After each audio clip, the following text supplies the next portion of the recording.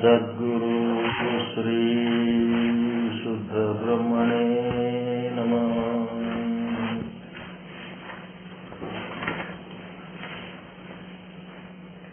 ಸಮಸ್ತ ಶುದ್ಧ ಬ್ರಹ್ಮ ಸ್ವರೂಪರಲ್ಲಿ ಅನಂತ ಅನಂತ ಪ್ರಣಾಮಗಳು.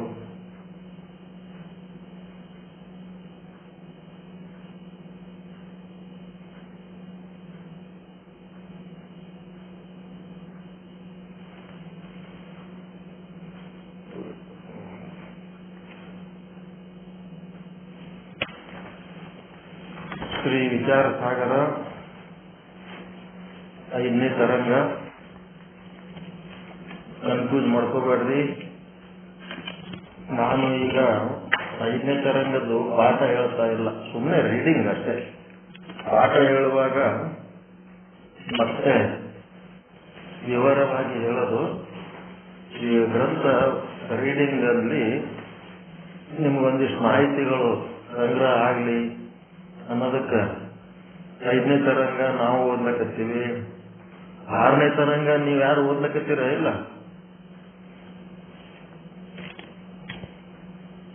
ನಡೆದ ಇಲ್ಲ. 6ನೇ ತರಂಗ ರೀಡಿಂಗ್ ಮಾಡ್ಲಕತ್ತೀರ? ಇಲ್ಲ,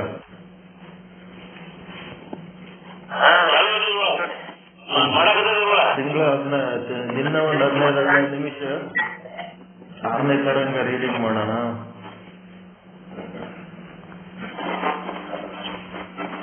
ಇದು ವಿವರವಾಗಿ ಹೇಳುವುದು ಈಗಿಲ್ಲ, ಅದ್ರ ಸಲುವಾಗಿ ಇದಕ್ಕೆ ಬಗ್ಗೆ ನೋಟ್ಸ್ ಅದು ಹೆಂಗ್ ಮಾಡೋಣ.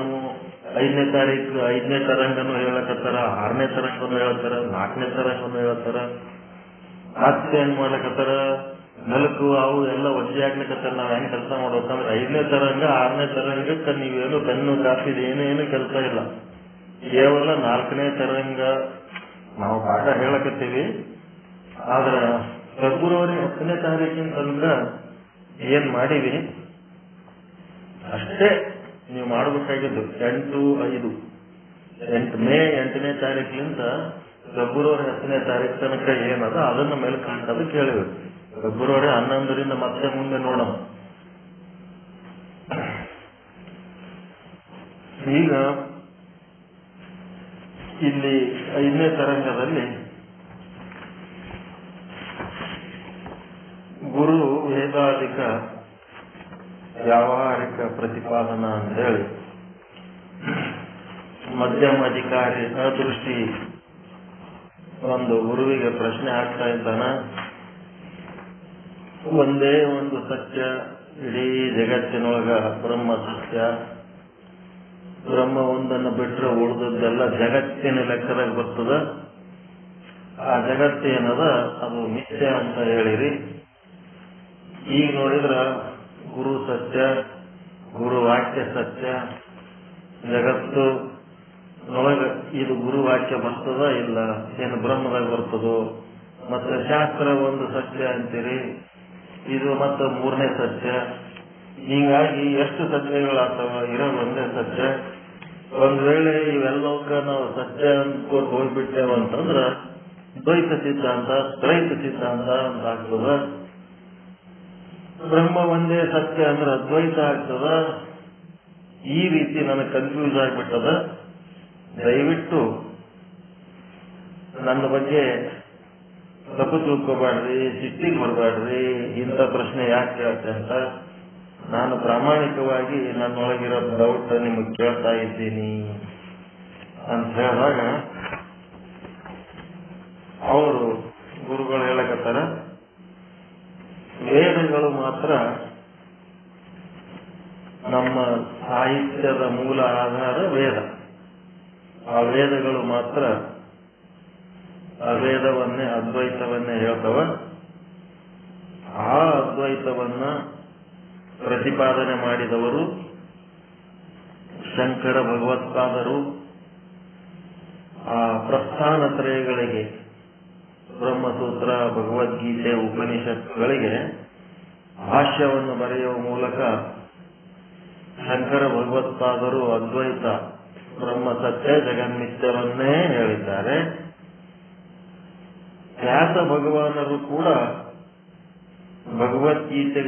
ಭಗವದ್ಗೀತೆಯಲ್ಲಿ ಮತ್ತು ಪುರಾಣಗಳಲ್ಲಿ, ಯಾವ ಪುರಾಣ ಅಂದ್ರೆ ವಾಯು ಪುರಾಣ ಮತ್ತು ಕೂರ್ಮ ಪುರಾಣಗಳಲ್ಲಿ, ಪುರಾಣಾದಿಗಳಲ್ಲಿ ಅಂದ್ರೆ ಇನ್ನ ಎಷ್ಟೋ ಪುರಾಣಗಳಲ್ಲಿ ವ್ಯಾಸ ಮಹರ್ಷಿಗಳು ಕೂಡ ಈ ಒಂದು ಬ್ರಹ್ಮ ಸತ್ಯ ಜಗನ್ಮಿಥ್ಯ ತತ್ವವನ್ನೇ ಹೇಳಿದ್ದಾರೆ.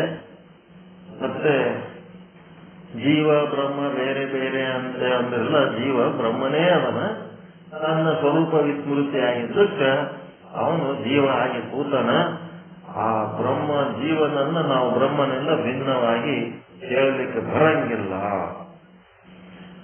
ಅಂತ ಹೇಳಿ ಮುಂದೆ ವಾಲ್ಮೀಕಿ ಮಹರ್ಷಿಗಳು ಏನ್ ಮಾಡ್ಯಾರ, ಅವರು ಸಹಿತ ಈ ಯೋಗ ವಾಸಿಷ್ಠದೊಳಗ ಅದ್ವೈತವನ್ನೇ ಹೇಳ್ಯಾರ. ಹೀಗಾಗಿ ಶಂಕರ ಭಗವತ್ಪಾದರು, ವ್ಯಾಸ ಮಹರ್ಷಿಗಳು, ವಾಲ್ಮೀಕಿ ಮಹರ್ಷಿಗಳು ಇವರೆಲ್ಲ ಏನ್ ಸಾಧನೆ ಮಾಡ್ಯಾರ, ಇದಕ್ಕೆ ವಿರುದ್ಧವಾಗಿ, ವೇದಗಳಿಗೆ ವಿರುದ್ಧವಾಗಿ ಮಧ್ವರು, ರಾಮಾನುಜರು, ವಲ್ಲಭಾಚಾರ್ಯರು, ನಿಂಬಾರ್ಕರು, ಮತ್ತೆ ಬೌದ್ಧ ಮತ್ತು ಜೈನ ಇವರು ನಿರೀಶ್ವರವಾದಿಗಳು ಇವರೆಲ್ಲ ಏನ್ ಮಾಡ್ಯಾರ, ಅದರ ವಿರುದ್ಧವಾಗಿ ಹೇಳ್ಯಾರ. ಅದಕ್ಕೆ ಅವ್ರು ಏನ್ ಶಬ್ದಗಳು ಬಳಸಿರಲಿಲ್ಲ ಅಂತಂದ್ರ ವೇದ ಅರ್ಥಕ್ಕೆ ವಿರುದ್ಧವಾಗಿ ಯಾರು ಅದನ್ನ ಪ್ರತಿಪಾದನೆ ಮಾಡ್ತಾರ, ವಿರುದ್ಧವಾಗಿ ಪ್ರತಿಪಾದನೆ ಮಾಡ್ತಾರ, ಅವರಿಗೆ ತಠ ಅಂದ್ರೆ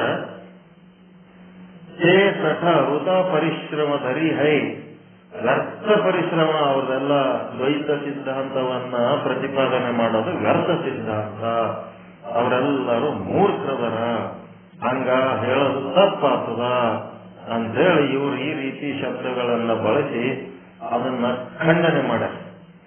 ಖಂಡನೆ ಮಾಡಿದ್ಮೇಲೆ ಈ ಭೇದವಾದ ಅಪ್ರಮಾಣ, ಇದು ಸತ್ಯ ಅಲ್ಲ. ಅವ್ರ ಭೇದವಾದ ಏನದ ಅದೆಲ್ಲ ಅಪ್ರಮಾಣ ಅದ. ಆ ವ್ಯಾಸ ಭಗವಂತರು ಪುರಾಣದಾಗ ಈ ರೀತಿಯಾದಂತ ಮತವಾದಿಗಳು ಬರ್ತಾರ, ಅವರಿಗೆಲ್ಲ ಕರೆಕ್ಟ್ ಬುದ್ಧಿ ಕಲಿಸ್ಲಕ್ಕ ಕಲಿಯುಗದಲ್ಲಿ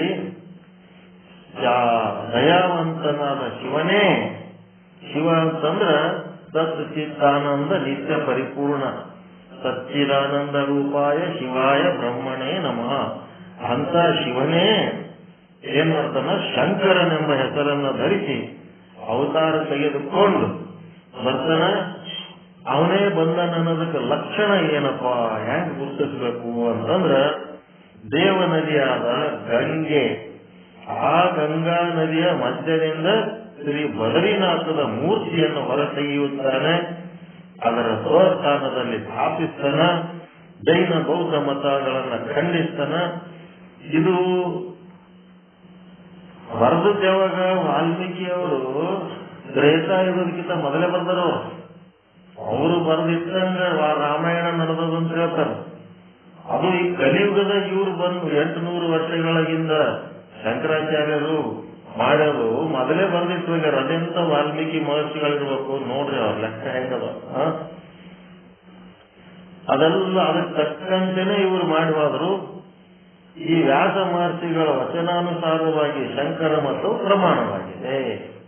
ಹೀಗಾಗಿ ಇದು ಈಗಲ್ಲ, ಇದು ಹಿಂದಿನ ಕಾಲದಿಂದಲೂ ಈ ತರ ಎಲ್ಲ ಇರ್ತದೆ ಅಂತ ಹೇಳ್ಕೊಂಡು ಬಂದು ಈ ಒಂದು ಶಂಕರರದು ಪ್ರಸ್ಥಾನ ತ್ರಯಗಳ ಒಂದು ವಿಚಾರಗಳನ್ನ ಮತ್ತೆ ಈ ಉಳಿದವ್ರದೆಲ್ಲ ಅದ್ವೈತ ಏನ್ ಹೇಳ ಆ ವಿಚಾರಗಳನ್ನ ಈ ದ್ವೈತವಾದಿಗಳು ತಮ್ಮ ಅನುಕೂಲಕ್ಕೆ ತಕ್ಕಂತೆ ಎಳೆದಾಡಿ ತಮ್ಮ ಮತಾನುಸಾರವಾಗಿ ವ್ಯಾಖ್ಯಾನಗಳನ್ನು ಮಾಡಿರುತ್ತಾರೆ. ಆ ವ್ಯಾಖ್ಯಾನಗಳು ಅಯಥಾರ್ಥವಿರುತ್ತವೆ, ಆ ಸತ್ಯಕ್ಕೆ ದೂರವಾಗಿರುತ್ತವೆ. ಆದಿಕವಿ ಸರ್ವಜ್ಞರಾದ ವಾಲ್ಮೀಕಿ ಋಷಿಗಳು ಉತ್ತರ ರಾಮಾಯಣ ಅಂದ್ರೆ ವಾಸಿಷ್ಠ, ಯೋಗ ವಾಸಿಷ್ಠ ಗ್ರಂಥವನ್ನು ರಚಿಸಿರುತ್ತಾರೆ. ಅಲ್ಲಿ ಕೂಡ ಅದ್ವೈತ ಮತದ ಪ್ರಧಾನವಾದ ದೃಷ್ಟಿ ಸೃಷ್ಟಿ ವಾದವಿರುತ್ತದೆ. ಹೀಗಾಗಿ ಇದು ಏನ್ ಮಾಡೋದಂದ್ರೆ ಖಂಡನ, ಈ ಒಂದು ಭೇದವಾದದ ಖಂಡನ ಅಂತ ಒಂದು ಗ್ರಂಥ ಅದ. ಶ್ರೀಹರ್ಷ ಮಿಶ್ರಾಚಾರ್ಯ ಅನ್ನೋರು ಪ್ರತಿಪಾದನೆ ಮಾಡ್ಯಾರ. ಆ ಭೇದ ಅಭೇದಗಳನ್ನ ಖಂಡನ ಮಂಡನ ಮಾಡುವುದರಿಂದ ಏನಾಗ್ತದಂದ್ರೆ ವಿಷಯ ವಿಸ್ತಾರ ಆಗ್ತದ, ಕಠಿಣ ಆಗ್ತದ ಓದೋರಿಗೆ.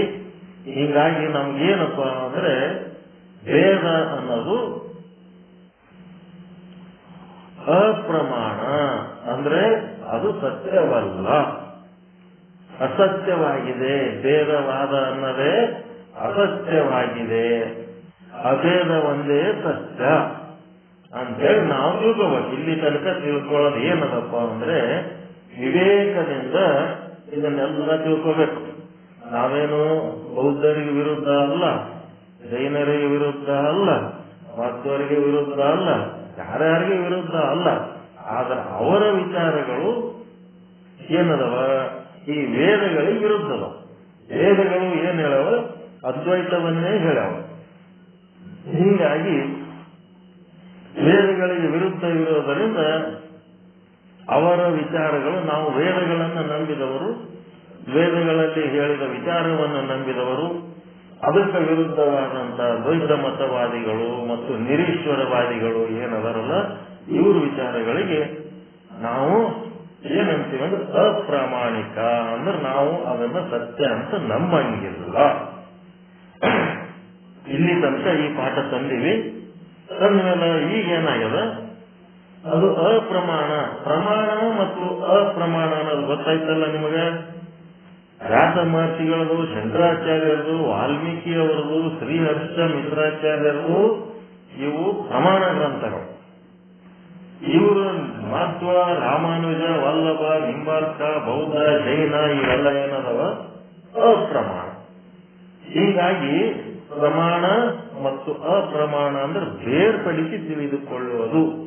ಯಾವುದೋ ಒಂದು ಗ್ರಂಥ ಬಜಾರ್ದಾಗ ಯಾರೋ ಸಿಕ್ಕರು, ಏನೋ ಒಂದು ಕೊಡ್ಸಿದ್ರು, ತಗೊಂಡೆ, ಓದಿದೆ, ತಿಳಿದಷ್ಟು ಓದಿದೆ, ತಿಳಿದಾಗ ಬಿಟ್ಟೆ, ಹಂಗಿಲ್ಲ.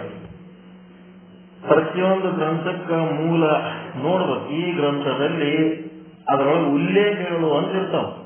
ಆ ಉಲ್ಲೇಖಗಳಲ್ಲಿ ಅದು ವೇದಕ್ಕೆ ಸಂಬಂಧಪಟ್ಟಂತ ಉಲ್ಲೇಖ ಅದವೋ, ಅಭೇದಕ್ಕೆ ಸಂಬಂಧಪಟ್ಟಂತ ಗ್ರಂಥಗಳ ಉಲ್ಲೇಖ ಅದವೋ, ಅವನ್ನ ನೋಡಿ ಆ ಗ್ರಂಥಗಳನ್ನ ತಗೋಬೇಕು. ಸುಮ್ಮನೆ ಸಿಕ್ಕ ಜೈನರು ತಗೋಬಾರ್ದು.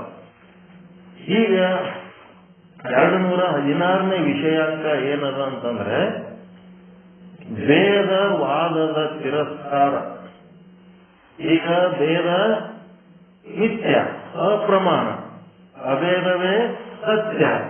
ಅಭೇದವೇ ಸತ್ಯ ಅಂತಂದ್ಮೇಲೆ ಏನ್ ಮಾಡ್ಬೇಕು, ಕಲ್ಲು, ಅಕ್ಕಿ ಬಜಾರ್ಲಿಂತ ಕಿರಾಣಿ ತಂದಾಗ ಧಾನ್ಯದ ಜೊತೆಗೆ ಕಸನೂ ಇರ್ತದೆ. ಈ ಧಾನ್ಯ ಮತ್ತು ಕಸ ಎರಡು ಬೇರ್ಪಡಿಸೋ ಕೆಲಸ ಆಯ್ತು. ಆಮೇಲೆ ಏನ್ ಮಾಡ್ಬೇಕು, ಕಸ ಒಯ್ದು ತಿರಸ್ಕಾರ ಅಂದ್ರೆ ಅದನ್ನ ಚೆಲ್ಲಬೇಕು. ವೇದವಾದದ ತಿರಸ್ಕಾರ 216ನೇ ವಿಷಯಾಂಕ. ಏನ್ ಹೇಳ್ತಾರೆ ಇಲ್ಲಿ, ಋಷಿ ಮುನಿಗಳ ವಚನಕ್ಕೆ ವಿರುದ್ಧವಾದ ವೇದ ಮತವು ಜೈನ ಮತದಂತೆ ಅಪ್ರಮಾಣವಾಗಿರುವುದೆಂದು ನಿಶ್ಚಯವಿರುವುದರಿಂದ ಆಸ್ತಿಕ ಅಧಿಕಾರಿಗಳಿಗೆ ಯುಕ್ತಿಯಿಂದ ಖಂಡನ ಮಾಡುವುದಕ್ಕೂ ಕೂಡ ಅಪೇಕ್ಷೆ ಇರುವುದಿಲ್ಲ ಎಂಬುದನ್ನ 3 ಚೌಪಾಯಿಗಳಿಂದ ಹೇಳಿರುತ್ತೇವೆ. ಈಗ ಈ ವೇದ ಮತ ಅಪ್ರಮಾಣ ಇದ್ಮೇಲೆ ಅವ್ರ ಜೊತೆಗೆ ಒಂದು ಸ್ವಲ್ಪ ಪ್ರಯತ್ನ ಮಾಡಿ ಸಹಿತ ಅವ್ರ ಬಗ್ಗೆ ಖಂಡನ ಮಾಡೋದು, ಮಂಡನ ಮಾಡೋದ್ರಿಂದ ಏನಾರ ಅರ್ಥ ಇದ್ರೆ ಮಾಡಬೇಕು. ಅವು ಪ್ರಮಾಣನೇ ಇಲ್ಲ ಅಂತಂದ್ಮೇಲೆ ಅಲ್ಲಿ ಹೋಗಿ ಖಂಡನ ಮಾಡೋದ್ರಿಂದ, ಮಂಡನ ಮಾಡೋದ್ರಿಂದ ಏನೂ ಉಪಯೋಗ ಇಲ್ಲ. ಅದರ ಸಲುವಾಗಿ ಏನ್ ಮಾಡ್ಬೇಕು, ಋಷಿ ಮುನಿಗಳ ವಚನಕ್ಕೆ ವಿರುದ್ಧವಾದ ವೇದ ಮತವು ಜೈನ ಮತದಂತೆ ಅಪ್ರಮಾಣವಾಗಿರುವುದರಿಂದ, ಇದು ಅಪ್ರಮಾಣ, ಅದು ಮತ್ತೆ ನಿಶ್ಚಯವಾಗಿರುವುದರಿಂದ ಆಸ್ತಿಕ ಅಧಿಕಾರಿಗಳಂತಂದ್ರೆ ಇದೆ ವೇದಾಂತ ಸಿದ್ಧಾಂತಿಗಳು. ಅಧಿಕಾರಿಗಳಿಗೆ ಯುಕ್ತಿಯಿಂದ ಖಂಡನ ಮಾಡುವುದಕ್ಕೂ ಕೂಡ ಅಪೇಕ್ಷೆ ಇರುವುದಿಲ್ಲ. ಬಿಡಪ್ಪ ಅದಕ್ಕೆ ಈಗ ಅದನೋ ಇಲ್ಲೋ ಅಂತೇಳಿ ಡೌಟ್ ಇತ್ತು ಅಂತಂದ್ರೆ ಅದನಂತೊಂದಿಷ್ಟು ಇಲ್ಲಂತೊಂದಿಷ್ಟು ಏನಕ್ಕೆ ಮಾಡಬೇಕು. ಅವ ಇಲ್ಲವೇ ಇಲ್ಲ, ನೀವು ಏನು ಅದನತ್ ಪರಮಾತ್ಮ ಅದನತ್ ನೀವು ಏನು ವಾದ ಮಾಡಿದ್ರು ಇಲ್ಲವೇ ಇಲ್ಲ ಅಂತೇಳಿ ಅವ್ರು ಗಟ್ಟಿಯಾಗಿ ನಿರ್ಧಾರ ಮಾಡಿದಾಗ ಅಂಥವ್ರ ಜೊತೆಗೆ ನಾವು ಏನ್ ಮಾಡಬಾರ್ದು, ಖಂಡನ ಮಂಡನಗಳು ಮಾಡ್ಲಿಕ್ಕೆ ಹೋಗಬಾರ್ದು. ಯಾಕಂದ್ರೆ ಆಲ್ರೆಡಿ ಅವರು ಡಿಸಿಷನ್ ತಗೊಂಡ್ಬಿಟ್ಟಾರ, ನಿರ್ಣಯ ತಗೊಂಡ್ಬಿಟ್ಟಾರ. ಅದು ಸತ್ಯನೋ ಅಸತ್ಯನೋ, ನಮಗ್ ಅಸತ್ಯ ಇರ್ಬೋದು, ಅವ್ರಿಗೆ ಅದು ಸತ್ಯ. ಹೀಗಾಗಿ ಅವ್ರು ಯಾವಾಗ ಅದನ್ನು ಗಟ್ಟಿಯಾಗಿ ಹಿಡ್ಕೊಂಡಾರ ಅಂತಂದಾಗ ನಾವು ಅಲ್ಲಿ ಹೋಗಿ ಏನಂತಾರ, ಆಸ್ತಿಕ ಅಧಿಕಾರಿಗಳಿಗೆ, ಅವೆಲ್ಲ ನಾಸ್ತಿಕ ಮತಗಳು, ಆಸ್ತಿಕ ಅಧಿಕಾರಿಗಳಿಗೆ ಯುಕ್ತಿಯಿಂದ ಖಂಡನ ಮಾಡುವುದಕ್ಕೂ ಕೂಡ ಅಪೇಕ್ಷೆ ಇರುವುದಿಲ್ಲ, ಮಾಡೋದು ಬೇಕಾಗಿಲ್ಲ ಅಂತ ಎಂಬುದನ್ನ ಈ 3 ಚೌಪಾಯಿಗಳಲ್ಲಿ, ಇವು 3 ದೋಹಗಳಲ್ಲಿ ಹೇಳಕತ್ತಾರೆ. ಏನ್ ಹೇಳ್ತಾರ? ಚೌಪಾಯಿ 12 ದೋಹ. ಕಿಯೋ ಗ್ರಂಥ ಶ್ರೀಹರ್ಷ ಜೂ ಖಂಡನ ಖಂಡನ ಭೇದ ಏಕತಾ ಮಂಡನ लिखो तहा यह हु विस्तार भेदवाद नहीं ಯುಕ್ತಿ ಪ್ರಹಾರ. ಏನ್ ಹಿಂಗಂದ್ರ ಶ್ರೀಹರ್ಷ ಮಿಶ್ರಾಚಾರ್ಯರು ಸರಸ್ವತಿ ದೇವಿಯಿಂದ ಅನುಗ್ರಹಿತರಾಗಿ ಅದ್ವೈತ ಮತದಲ್ಲಿ ಪಂಡಿತರು ಎನಿಸಿಕೊಂಡಿದ್ದಾರೆ. ಅದ್ವೈತ ಮತದೊಳಗೆ ಅವರು ಪಂಡಿತ ಅನಿಸಿಕೊಂಡರು. ಇವರು ಖಂಡ ಖಾದ್ಯವೆಂಬ ಗ್ರಂಥವನ್ನು ರಚಿಸಿದ್ದಾರೆ. ಗ್ರಂಥದ ಹೆಸರು ನೋಡ್ರಿ, ಖಂಡ ಖಾದ್ಯ ಅಂತ ಹೆಸರು. ಶ್ರೀಹರ್ಷ ಅರ್ಥ, ಈ ಚೌಪಾಯಿ ಅರ್ಥ ಶ್ರೀಹರ್ಷ ಅಂದ್ರೆ ಶ್ರೀಹರ್ಷ ಮಿಶ್ರಾಚಾರ್ಯರು. ಜು ಅಂದ್ರೆ ಯಾವ ಖಂಡನ, ಖಂಡ ಖಾದ್ಯ ನಾಮಕ, ಖಂಡ ಖಾದ್ಯ ನಾಮಕ ಗ್ರಂಥವನ್ನ ಕಿಯೋ ರಚಿಸಿರುವರೋ ಸಹ ಅಲ್ಲಿ ಆ ಗ್ರಂಥದಲ್ಲಿ ಯಹ ಈ ಖಂಡನ ಭೇದವಾದದ ಖಂಡನವನ್ನ ಹಾಗೂ ಏಕತಾ ಮಂಡನ ಅಭೇದವಾದದ ಮಂಡನವನ್ನ ಪ್ರಮಾಣಗಳ ದ್ವಾರ ಸಿದ್ಧ ಮಾಡಿ ಬಹಳಷ್ಟು ವಿಸ್ತೀರ್ಣ ಪೂರ್ವಕವಾಗಿ ಬರೆದಿರುವರು. ಶ್ರೀಹರ್ಷ ಮಿಶ್ರಾಚಾರ್ಯರು ಎಂಬ ಮಹಾತ್ಮರು ಏನ್ ಮಾಡ್ಯಾರ, ಖಂಡ ಖಾದ್ಯ ಅಂತ ಬುಕ್ ಹೆಸರದು. ಖಂಡ ಖಾದ್ಯ ಅಂತ ಒಂದು ಬುಕ್. ಆ ಬುಕ್ಕಿನೊಳಗೆ ಏನ್ ಮಾಡ್ಯಾರ, ಭೇದವಾದದ ಖಂಡನ ಏಕತಾವಾದದ ಮಂಡನ ಮಾಡಿ ಬಹಳಷ್ಟು ವಿಸ್ತಾರವಾಗಿ ಬರೆದಿದ್ದಾರೆ. ಭೇದವಾದವು ಯುಕ್ತಿ ತರ್ಕದ ಬಲವನ್ನ ಸಹನ ಮಾಡುವುದಿಲ್ಲ. ಭೇದವಾದವು ಯುಕ್ತಿಯಿಂದ ಸಿದ್ಧವಾಗುವುದಿಲ್ಲ. ಏನ್ ಪ್ರಯತ್ನ ಮಾಡಿದ್ರು, ಯಾವ ಯುಕ್ತಿ ಬಳಸಿದ್ರು ಇದು ಭೇದವಾದ ಸಿದ್ಧಿಸುವುದಿಲ್ಲ. ಇದಕ್ಕೊಂದು ಗ್ರಂಥ ಕೊಟ್ಟು ರೆಫರೆನ್ಸ್. ಎಂತ ಬುಕ್ಕದ ಹೆಸರು,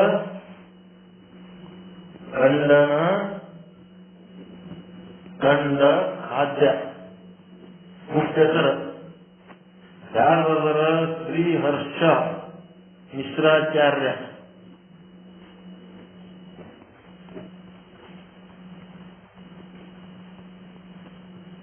ಇಂಥ ಒಂದು ಗ್ರಂಥದಲ್ಲಿ ಅವ್ರು ಏನ್ ಮಾಡ್ಯಾರ, ಭೇದವಾದದ ಖಂಡನ ಅಭೇದವಾದದ ಮಂಡನ ಇವು ಪ್ರಮಾಣ ದ್ವಾರ ಅನೇಕ ಗ್ರಂಥಗಳನ್ನ ತಗೊಂಡು ಅನೇಕ ದೃಷ್ಟಾಂತಗಳನ್ನ ಕೊಟ್ಟು ವಿಸ್ತೀರ್ಣ ಪೂರ್ವಕವಾಗಿ ಬರೆದಿದ್ದಾರೆ. ಅದರಿಂದ ಏನಾಗ್ತದೆ ಅಂದ್ರೆ, ಎಷ್ಟೇ ಪ್ರಯತ್ನ ಪಟ್ಟು ಎಷ್ಟೇ ಯುಕ್ತಿಗಳನ್ನ ಬಳಸಿದ್ರೂ ಕೂಡ ಭೇದವಾದ ಸಿದ್ಧಿ ಆಗುವುದಿಲ್ಲ. ಮತ್ತೆ ಎರಡನೇದೇನ್ ಹೇಳ್ತಾರ, ಔರ್ ವೇದ ಧಿಕ್ಕಾರು ಜೂ ಗ್ರಂಥ ತಹಾ ಭೇದ ಖಂಡನ ಕೋ ಪಂಥ ಕಠಿಣ ದುರೂಹ ತರ್ಕ ವೈ ಯೇ ಅತಿ ನಹಿ ಪೈತಿ ಹಿ ಶಿಷ್ಯ ತಿನಮೇ ತೇ ಮತಿ. ಏನ್ ಹೇಳ್ತಾನ ಅವ್ರು ಮತ್ತೆ ಏನ್ ಹೇಳ್ತೀನಿ ಕೇಳು. ಮತ್ತೆ ಬೇರೆ ವೇದ ಧಿಕ್ಕಾರ ನಾಮಕ ಯಾವ ಗ್ರಂಥ, ವೇದ ಧಿಕ್ಕಾರ ಅಂತ ಒಂದು ಗ್ರಂಥದ ನೋಡ್ರಿ, ವೇದ ಧಿಕ್ಕಾರ. ಇವು ಬುಕ್ಕೇ ನೋಡಿಲ್ಲ ನಾವು. ವೇದ ಧಿಕ್ಕಾರ ಗ್ರಂಥ ನಾಮಕ ಯಾವ ಗ್ರಂಥಗಳಿರುವವೋ ಸಹ ಅಲ್ಲಿ ವೇದ ಧಿಕ್ಕಾರಾದಿ ಗ್ರಂಥಗಳಲ್ಲಿ ವೇದ ಖಂಡಕೋ ವೇದವಾದದ ಖಂಡನದ ಪಂಥ ಅಂದ್ರೆ ರೀತಿಗಳಿವೆ.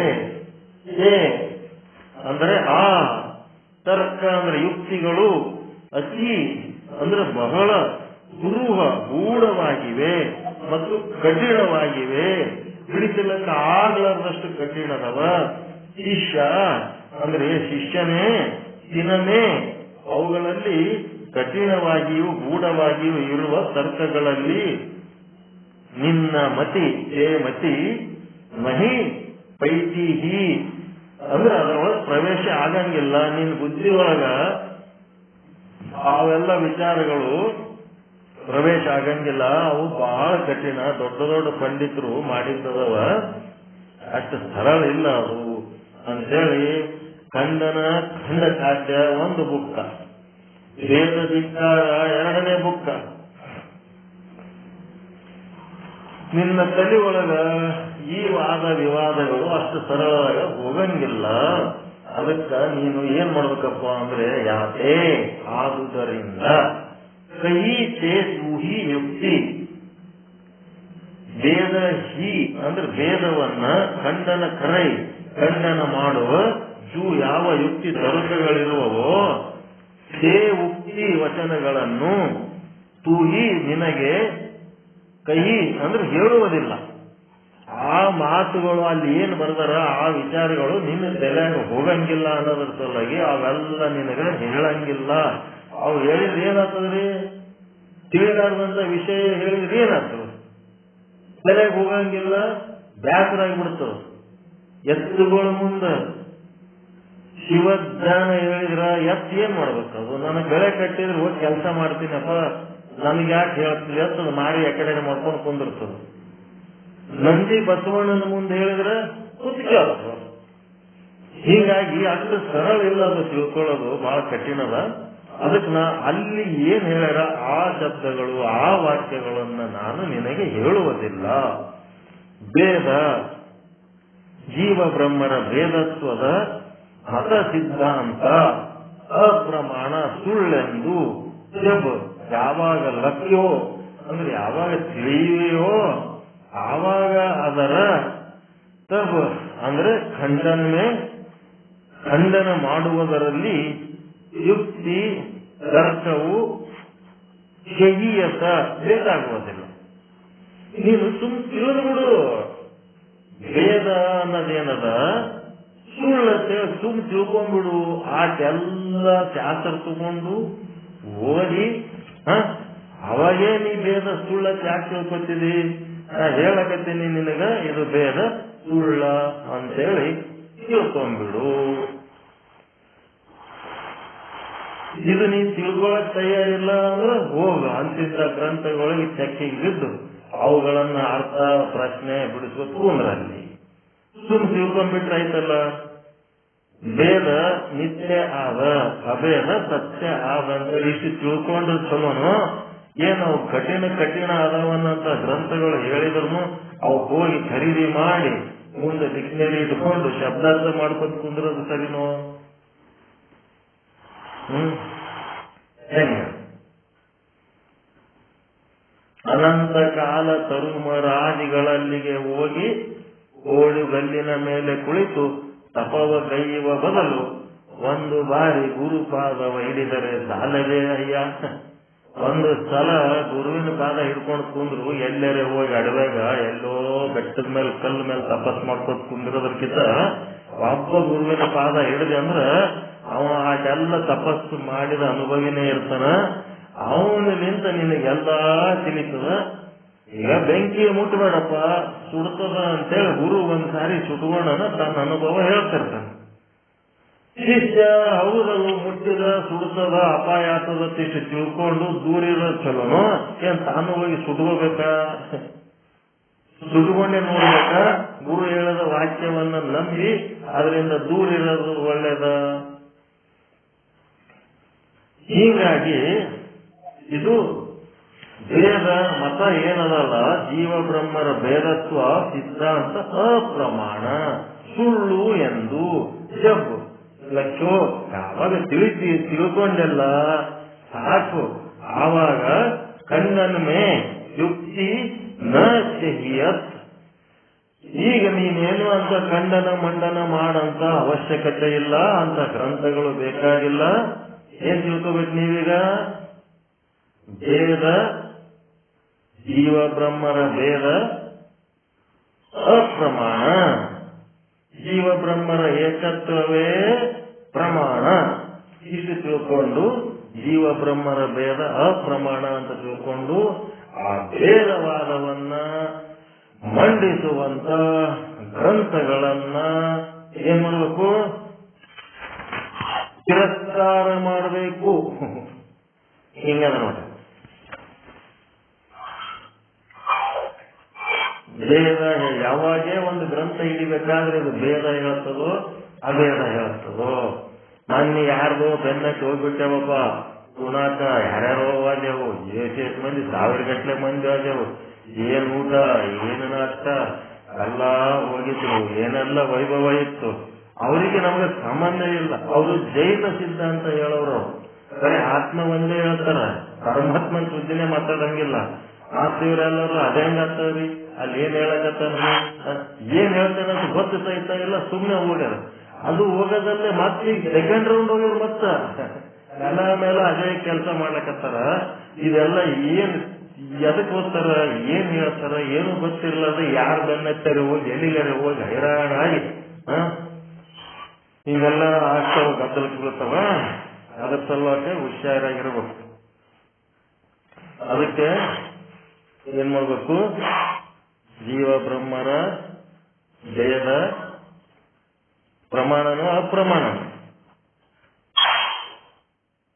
ಅಪ್ರಮಾಣ ಅಸತ್ಯ ಅಂತ ಹೇಳಿ ತಿಳ್ಕೊಂಡು ಅದರ ವಿಷಯದೊಳಗ ತರ್ಕ ಮಾಡೋದಕ್ಕಾಗ್ಲಿ, ಅದರ ವಿಷಯದ ಬಗ್ಗೆ ನಾವು ಪ್ರತಿಪಾದನೆ ಮಾಡುವುದಕ್ಕಾಗ್ಲಿ ಏನೇನು ಮಾಡಬೇಕಾಗಿಲ್ಲ. ಅದು ಖಂಡನೂ ಬೇಡ, ಮಂಡನೂ ಬೇಡ, ಏನೇನು ಬೇಡ. ನಾವು ಏನ್ ಮಾಡ್ಬೇಕು? ಸುಮ್ಮನೆ ಅದನ್ನ ತಿರಸ್ಕಾರ ಮಾಡ್ಬೇಕಷ್ಟೆ. ಅದನ್ನು ತಿರಸ್ಕಾರ ಮಾಡಿ ನಮ್ಮ ಸಾಧನೆ ಒಳಗೆ ನಾವು ಮುಳುಗಬೇಕು. ಅಭೇದ ಜೀವ ಬ್ರಹ್ಮರ ಅಭೇದವೇ ಪ್ರಮಾಣ ಅಂತೇಳಿ ಆ ಸಾಧನೆ ಒಳಗೆ ಮುಳುಗಬೇಕು. ಇಷ್ಟದ ಇದರ ಮುಂದಿನ ಭಾಗ ವೇದ ವಚನಗಳಿಗೂ ಕೂಡ ವೇದ ಮತವು ವಿರುದ್ಧವಿರುತ್ತದೆ. ಇವ್ರದು ವೇದ ಮತ ಯಾರಿಗೆ ವಿರುದ್ಧ ಇದೆ? ಈಗ ವ್ಯಾಸ, ಶಂಕರ, ವಾಲ್ಮೀಕಿ, ಶ್ರೀಹರ್ಷ, ಮಿಶ್ರರ ಒಂದು ಅಭೇದ ಅದ್ವೈತ ಸಾಧನೆ ಏನದಲ್ಲ, ಇದಕ್ಕೆ ವಿರುದ್ಧವ. ಮತ್ತೀಗ ಏನ್ ಮಾಡಿಬಿಟ್ರು? ಈ ವೇದ ಮತ ವೇದ ವಚನಗಳು, ವೇದ ವಾಕ್ಯಗಳಿಗೂ ಅದು ವಿರುದ್ಧದ. ಅದು ಹ್ಯಾಂಗ ವಿರುದ್ಧದ ಅನ್ನೋದು ಮುಂದಿನ ಮುಂದಿನ ಒಂದು ವಿಚಾರದಾಗ ಹೇಳ್ತಾರೆ. 216ನೇ ದೋಹಾದ ಮುಂದಿನ ಭಾಗ ನಾಳೆ ಹೇಳೋಣ ಅಂತ ಹೇಳುವ ಮೂಲಕ ಇವತ್ತಿನ ಈ ಚಿಂತನವನ್ನ ತಮ್ಮೆಲ್ಲರ ಪಾದಗಳಿಗೆ ಅರ್ಪಿಸ್ತಾ ಇದ್ದೇನೆ. ಎಲ್ಲರಿಗೂ ಒಳಿತಾಗಲಿ, ಎಲ್ಲರಿಗೂ ಶುಭವಾಗಲಿ. ಓಂ ಶಾಂತಿ ಶಾಂತಿ ಶಾಂತಿ. ಎಲ್ಲರಿಗೂ ಶರಣಾರ್ಥಿಗಳು. ಇದರೊಳಗೆ ಈ ರೀತಿ ಹೇಳ್ಯಾರಂತೇಳಿ ನಾವು ಯಾವ ಸಾಹಿತ್ಯದ ಬಗ್ಗೆ, ಯಾವ ಆಚಾರ್ಯರ ಬಗ್ಗೆ, ಯಾವ ಇತರ ಜೀವಿಗಳ ಜೊತೆಗೆ ಒಂದು ರೀತಿ ಅಸಹ್ಯ ಪಟ್ಟು ಒಂದು ತರ್ಕ ಮಾಡುವುದು, ಚರ್ಚೆ ಮಾಡುವುದು ಮಾಡಬಾರದು. ಯಾಕಂದ್ರೆ ಎಲ್ಲರಿಗೆ ಅವರವರ ಸಾಹಿತ್ಯ, ಅವರವರ ಗುರುಗಳು, ಅವರವರ ಸಿದ್ಧಾಂತ ಅವರವರಿಗೆ ಪ್ರಿಯವಾಗಿರ್ತಾವ. ಹೀಗಾಗಿ ಇನ್ನೊಬ್ಬರ ಸುದ್ದಿ ಮಾತನಾಡ್ಲಾರ್ದಂಗ ನಾವೇನ್ ಮಾಡ್ಬೇಕು? ನಮ್ಮ ಸಿದ್ಧಾಂತದ ಅಧ್ಯಯನ, ನಮ್ಮ ಸಿದ್ಧಾಂತದ ಮೂಲಕ ಮೋಕ್ಷದ ಒಂದು ಸಾಧನದಲ್ಲಿ ನಾವು ಮುಳುಗಿರ್ಬೇಕು. ಏನದ ಟುಸು ಟುಸು ಒಂದೇ ಮಾಡಲ್ಲಲ್ಲ, ಉಳಿದವ್ರನ್ನು ಹಂಗೇ ಕೂತಿರ್ತೀರಿ. ಒಬ್ರಿಗೊಬ್ರು ಹೇಳಿ ಬಂದ್ ಮಾಡ್ಕೊಳಕ್ ಗೊತ್ತಾಗಂಗಿಲ್ಲ. ಅವ್ರಿಗೆ ಗೊತ್ತಾಗಲ್ಲ ಅಂದ್ರೆ ಉಳಿದವ್ರನ್ನು ಸುಮ್ಮನೆ ಕೂತ್ ಕೇಳ್ತಿರಲ್ಲ, ಗೊತ್ತಾಗಲ್ಲ ನಿಮಗ. ಈ ತರ ಅದ ನೋಡ್ರಿ. ಬೇರೆ ಯಾವ ಸಿದ್ಧಾಂತಗಳಿಗಾಗ್ಲಿ, ಯಾವ ಮತವಾದಗಳಿಗಾಗ್ಲಿ, ಯಾವ ಆಚಾರ್ಯರಿಗಾಗ್ಲಿ ನಾವು ಅವರ ವಿಚಾರಗಳು ನಮ್ಮ ವಿಚಾರಗಳಿಗೆ ವಿರುದ್ಧ ಅಂದ್ರೆ ವೇದಗಳಿಗೆ ವಿರುದ್ಧದವ ಅಂತ. ಇದು ಹೆಂಗದ ಅಂತಂದ್ರೆ ಶಿವಪುರಾಣ ಮತ್ತು ವಿಷ್ಣು ಪುರಾಣ ಅಂತೇಳಿ ಬರ್ದಾರ. ಯಾರು ಬರ್ದಾರ? ಶಿವಪುರಾಣ ವಿಷ್ಣು ಪುರಾಣ ಯಾರು ಬರ್ದಾರ? ಪುರಾಣಗಳು ಯಾರು ಬರ್ದಾರ? 18 ಪುರಾಣ ಯಾರು ಬರ್ದಾರ?